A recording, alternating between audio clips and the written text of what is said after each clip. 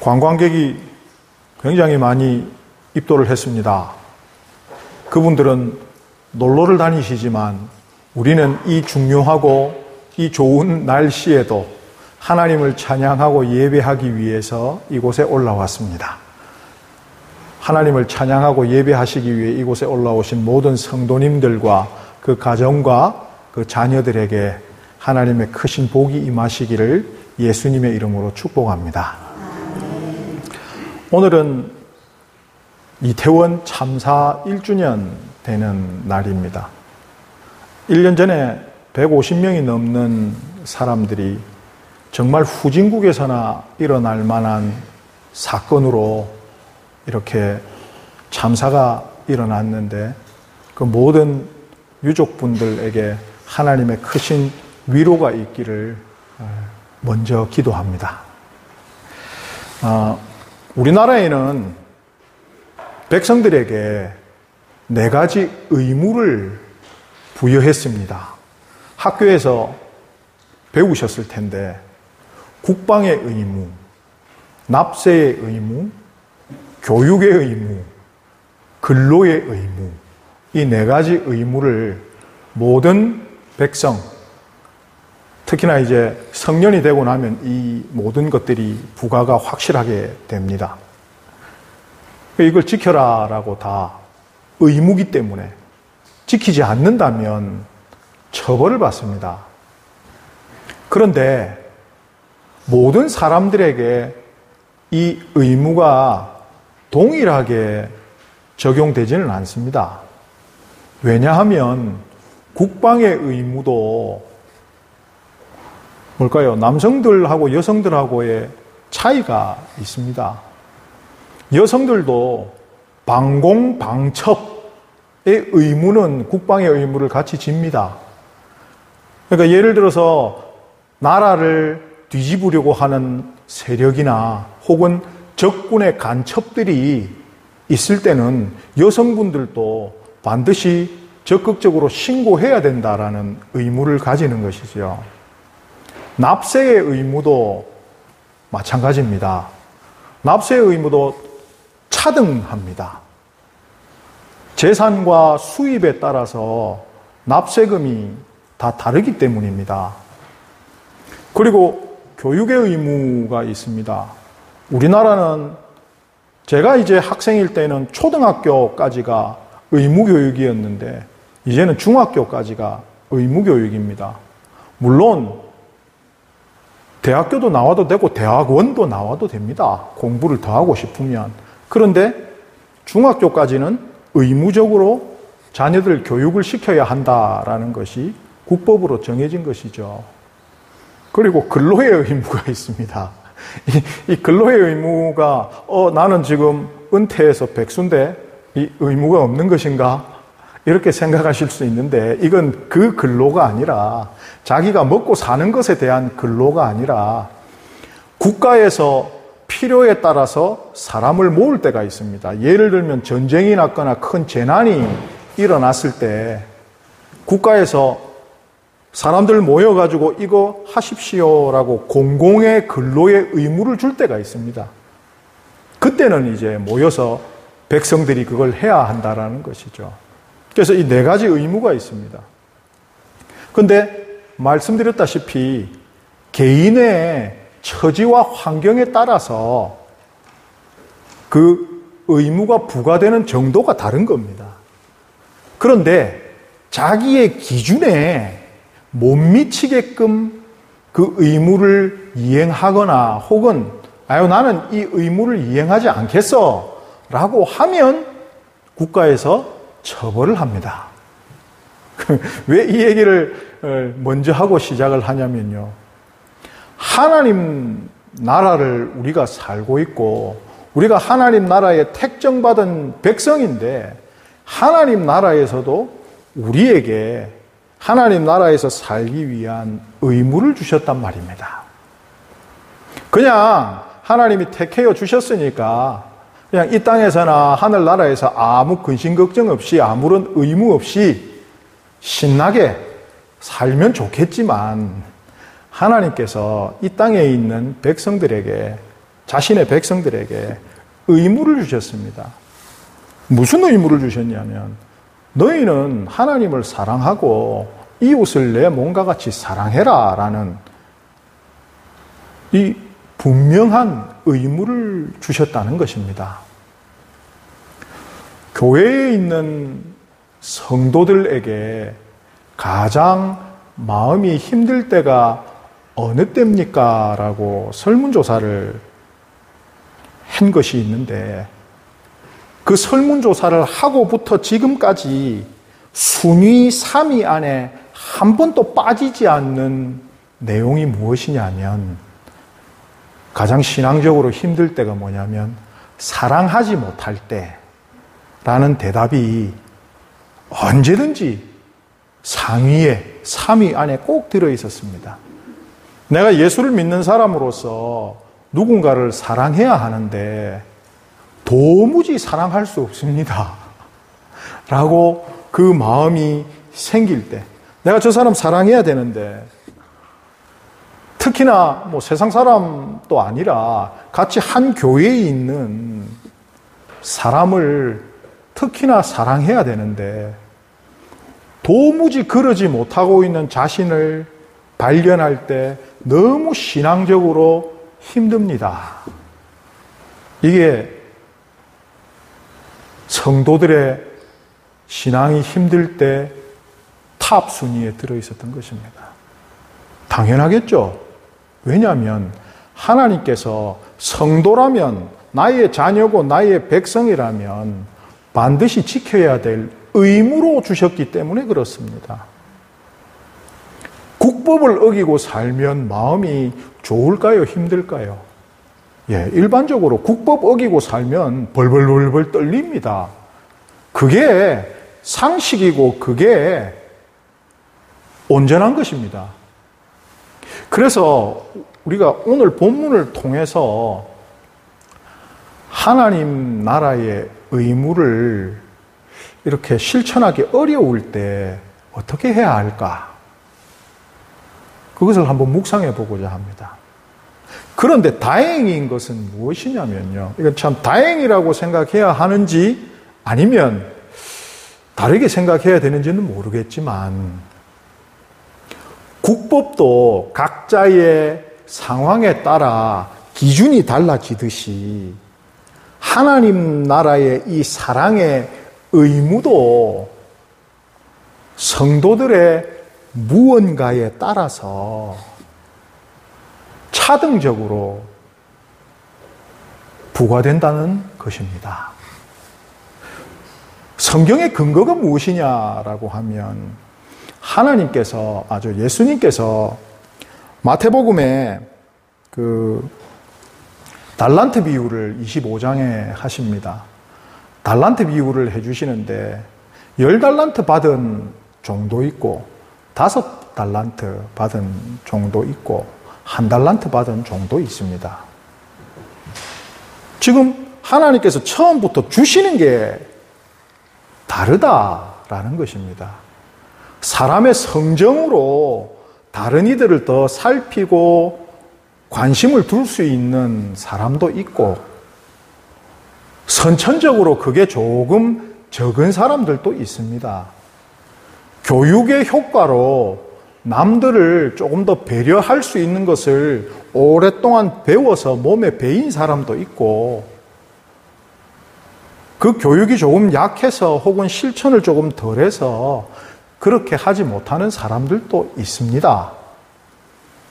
10달란트 받은 사람도 5달란트 받은 사람도 그냥 자신이 받은 만큼 그 기준만큼 하나님께 다시 가져왔을 때 하나님께서 똑같은 칭찬을 해주십니다. 그게 이제 근거입니다. 우리가 가지고 있는 믿음의 실천 수준만큼 사랑의 의무의 수준도 그만큼 부과된다라는 것이죠. 참 뭘까요? 우리 마음에는 위로가 될 수 있는 말이지만 처음에 말씀드렸다시피 그것도 그럼 우리에게 부과된 수준을 우리가 잘 모르기 때문에 그 수준에 미치지 못하던가 아니면 아예 이행을 하지 않고 있다면 국법에서도 처벌을 받듯이 하나님 나라에서도 합당하지 못한 자가 된다라는 것입니다. 오늘 본문 19절 말씀을 보면 내 사랑하는 형제들아 너희가 알지니라고 시작합니다. 성경은 우리한테 하나님 나라 백성의 마음가짐, 태도, 그리고 지켜야 할 것들을 아주 분명하게 알려줍니다. 너희가 알아야 된다라고 분명히 얘기를 합니다. 왜? 아까도 말씀드렸다시피 이게 권고사항이 아니라는 겁니다. 의무라고 하는 것은 반드시 이행해야 되는 것이거든요. 그래서 너희가 사랑하야 하는 것을 꼭 사랑하면 좋지 이런 게 아니라 사랑하라는 명령형이라는 것입니다. 성경의 대부분은요, 이미 하나님께 구원을 받은 사람에게 주는 하나님의 명령입니다. 그렇기 때문에 어떤 법이, 어떤 의무가 우리에게 부과되어 있는지를 우리가 반드시 알고 시작을 해야 한다는 것이죠. 20절 말씀, 왜 우리가 이것을 알아야 하냐라고 하면 사람이 성내는 것이 하나님의 의를 이루지 못함이라 라고 되어 있습니다. 왜 이걸 알아야 되냐면 모르면 하나님의 의를 이룰 수 없다라고 성경이 명백하게 선포를 하고 있습니다. 하나님 입장에서는 인간하고 함께 있으시려고 구원을 해주셨다라고 성경이 우리에게 밝히고 있습니다. 밝혔죠. 하나님께서 하나님의 의도를 밝히셨죠. 그럼 인간 입장에서 생각을 해보면요, 인간은 믿음과 신앙생활을 하면서 하나님께 보답받고 싶은 마음이 있습니다. 그게 없다면 하나님 안 믿겠죠. 하나님이 뭔가를 해주시지 않는 분이시다. 내가 하나님께 충성하고 믿음을 버리지 않고 이 땅에서 잘 사는 것은 우리가 뭔가 바라는 게 있기 때문에 그렇게 하고 있다는 것이죠. 인간 입장에서 본다면 그게 당연하겠죠. 그런데 성경은 마태복음 6장 33절에 그런즉 너희는 먼저 그의 나라와 그의 의를 구하라. 그리하면 이 모든 것을 너희에게 더하시리라 라고 알려주십니다. 그러니까 너희가 얻고 싶은 게 분명히 있겠지. 너희의 신앙으로 인해서 하나님께 기도도 하고 뭔가 얻고 싶은 뭔가가 있을 거야. 그러기 위해서는 하나님의 의를 먼저 구하고 이루어야 돼 라는 분명한 정보를 우리에게 주시는 것이죠. 그러면 오늘 본문에 의하면 하나님의 의를 이루는 것이 무엇인가가 오늘 본문 내용에 나와 있는 것입니다. 19절부터 27절 내용들을 요약을 해보면 이렇죠. 듣기는 속히 하고 말하기는 더디게 하라. 성내기도 더디게 하라. 혀를 제갈 물려라. 악과 더러운 것을 버리라. 새 속에 물들지 말고 경건을 지키라. 말씀을 온유함으로 받아라. 말씀을 듣고 행해야 한다. 가난한 자를 그 환난 중에서 돌봐라. 이렇게 크게 4개의 부분으로 나뉩니다. 19절부터 26절의 말씀을 크게 4개의 명령으로 나뉘는데요. 특별히 오늘은 우리한테 부과된 사랑의 의무라는 그 측면에서 하나님의 의를 이루어가는 것에 대해서 묵상해보고자 합니다. 25절 말씀을 보면요. 자유롭게 하는 율법입니다. 자유롭게 하는 율법. 자유롭게 하는 율법이 뭘까라고 생각을 해보면 율법이라는 것은, 법이라는 것은 사람을 자유하게 만드는 것이 아니라 사람을 구속하고 지키게끔 하는 게 법이지 않습니까? 그런데 이게 율법이 자유롭다라는 것을 우리가 조금 더 묵상을 해보면 조금 전에 말씀드린 동일한 기준보다는 각 사람에게 있는 그 수준에 맞는 그 법이다라는 것을 이야기하는 것이죠. 아까 말씀드렸다시피 모든 그 달란트에 비유해서 종들은 달란트 그 받은 게 다릅니다. 주인한테 받고 시작하는 게. 그래서 우리는 내가 이렇게 사랑의 의무를 실천 못하는데 어떤 분은 사랑의 의무를 잘 실천하시거든요. 그런 걸 볼 때 괴로워집니다. 더 괴로울 때가 뭐냐면 내가 훨씬 더 신앙생활을 오래 하고 내가 교회에서 직분도 받고 있고 더 오랜 세월 동안 하나님께 경건하게 살았다라고 생각하고 있는데 그보다 세월이 못한 혹은 내가 생각했을 때 나보다 믿음의 수준이 좀 덜한 분이 나보다 훨씬 다른 사람 잘 챙기고 사랑하는 모습을 보인다면 참 우리 마음에 힘들어집니다. 그래서 이게 뭘까? 교회에서 교회이기 때문에 웃으면서 인사는 하지만 딱 거기까지. 딱 거기까지. 그까지만 하면 되지. 뭐 더 깊게 친밀해질수록 상처 주는 고슴도치처럼. 여기까지만 하면 되지. 라는 것들이 가져지죠. 이거 참 고치기 어렵다는 거 우리가 압니다. 왜? 아까도 말씀드렸다시피 받은 양이 처음부터 다르기 때문에 그렇습니다. 그럼 이걸 어떻게 해야 되지? 그냥 받은 대로 살아야 되나? 아니면 이걸 어떻게 해야 되지?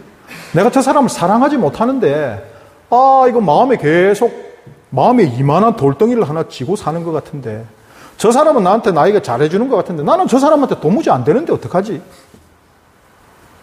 이런 생각이 들 때 오늘 본문에 따르면 어떻게 해야 할까라는 것입니다.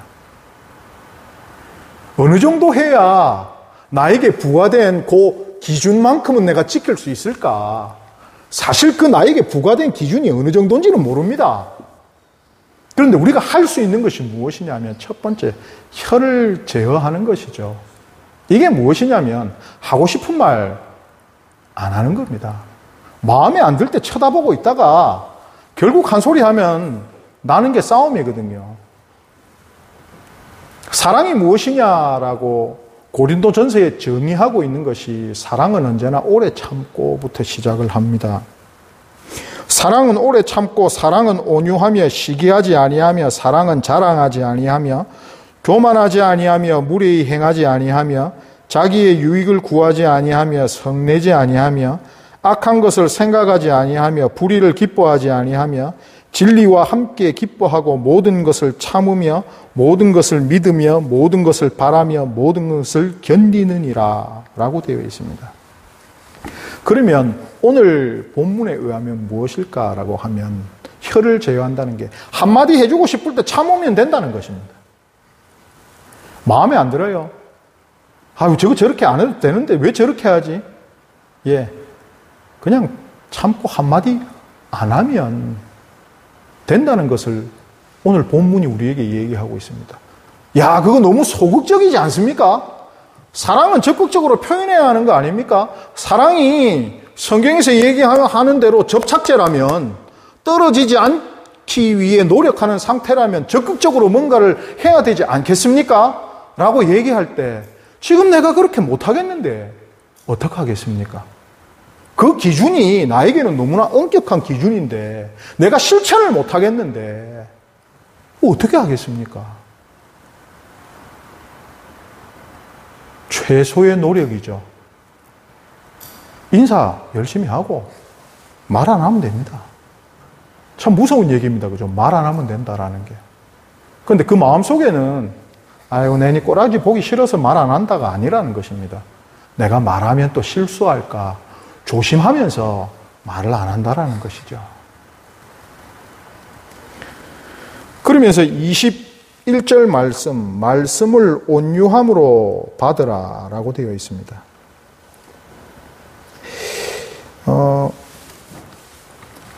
새벽마다 지금 욥기를 묵상하고 있는데 욥의 세 친구가 욥을 찾아옵니다.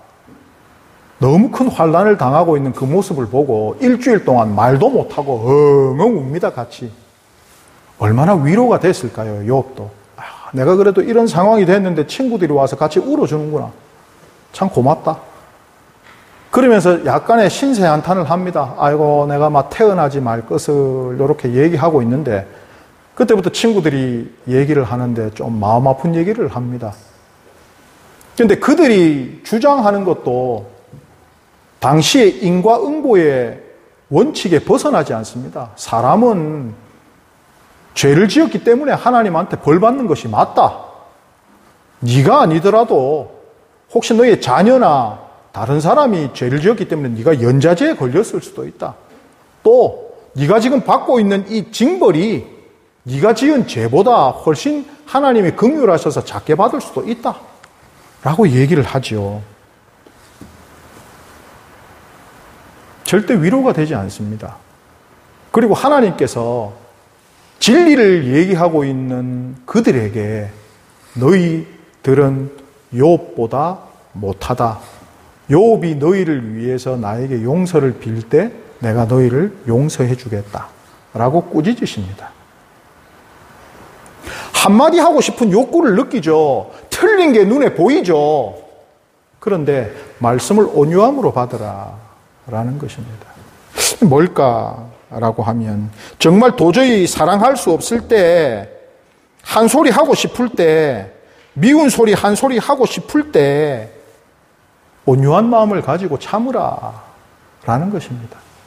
왜? 사랑은 오래 참고부터 시작하기 때문에.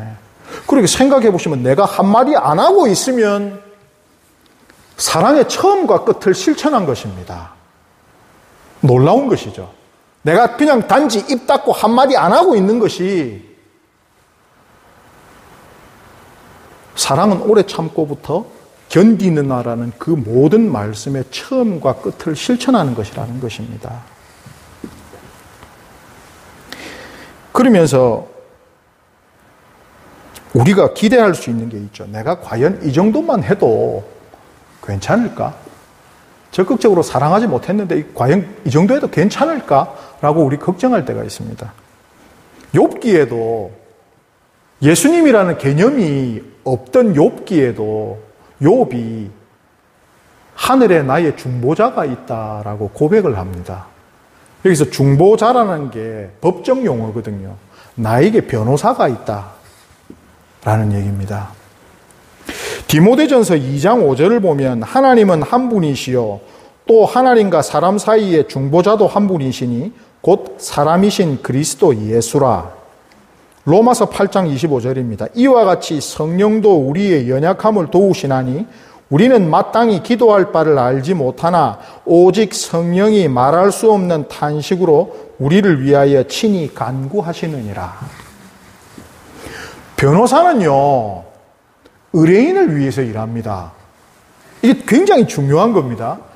검사는 국가를 위해서 국법을 어겼는지 안 어겼는지를 반드시 잡아내는 사람이고요. 변호사는 이 사람이 내 의뢰인이 죄가 있든지 없든지 간에 내 의뢰인을 변호하는 사람입니다. 예수님이 우리의 변호사십니다. 그것도 어디에서? 심판주 되시는 하나님 옆에서 뭘 하시냐면 우리를 변호하고 계시다니까요. 우리나라에서 제일 좋은 변호사 단체가 성씨 2개 붙은 단체인 거 아시죠? 그 사람들이 하나님 앞에서 우리를 변론해 줄 수 있을까요? 우리가 그 사람들한테 돈을 얼마를 주든지 그 사람들이 하나님 앞에서 우리를 변호해 줄 수가 없습니다. 그런데 예수님께서 우리를 변호해 주십니다. 뭘 변호해 주실까라고 오늘 말씀을 묵상하면요. 우리는 최소의 혀를 제어하고 있는데 예수님께서는 인정해 주시는 거죠. 제 의뢰인이 하나님, 제 의뢰인이 사랑의 의무를 다 지켰습니다. 오래 참고 견뎠기 때문에 자신의 혀를 제어한 겁니다. 라고 변호해 주시는 거죠. 그러면서 27절을 보시면 하나님 아버지 앞에서 정결하고 더러움이 없는 경건은 곧 고아와 과부를 그 환난 중에 돌보고 또 자기를 지켜 새 속에 물들지 아니하는 그것이니라 라고 되어 있습니다. 야, 내가 진짜 저 사람을 사랑하고 있지 못한데라는 그 무거운 돌을 쥐고 있는 것에 집중하지 마시고 그 문제는 일단 예수님한테 맡겨놓고 다른 사람, 뭐라고 할까요? 내 주변에 힘없고 약하고 가난한 사람들한테 집중하라는 것입니다. 그 사람들을 향해서 더 봉사하고 더 사랑의 마음을 가질 때 하나님께서 내가 도무지 사랑할 수 없는 저 사람도 사랑할 수 있도록 우리의 마음에 성령의 열매를 맺히게 해 주실 것입니다. 왜냐하면 성령의 열매, 갈라디아서 5장 22절에 있는 성령의 열매의 첫 번째가 사랑입니다.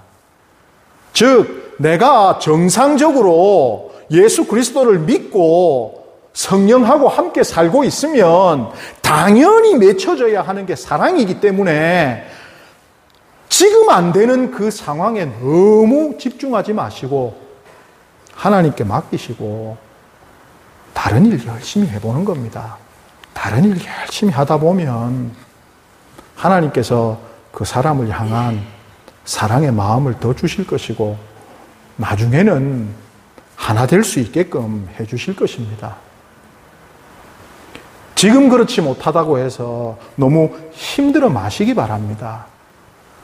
이거 어떡하지? 예수님께서 우리를 변호해 주십니다. 어떨 때? 우리가 혀를 제어하고 성내기를 더디할 때.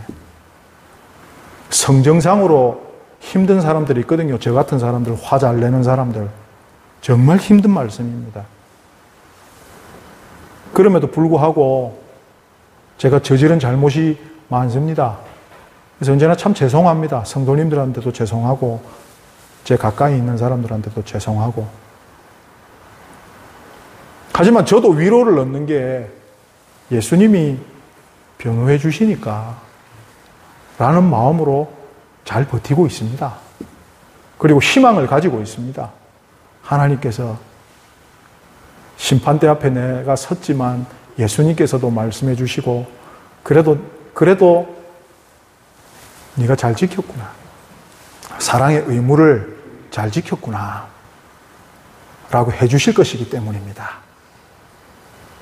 지금 안 되더라도 걱정하지 마시고 야, 나는 그냥 막 싫은 소리 안 하고 화만 안 내야지. 아이고, 막 저 사람한테 그냥 내가 인사만 하고 그냥 적극적으로 사랑은 못 하더라도 인사하고 그래만 해줘야지. 할 수 있다면 우리에게는 희망이 있습니다. 성령께서 주시는 그 사랑이 우리에게 더욱 커질 것입니다.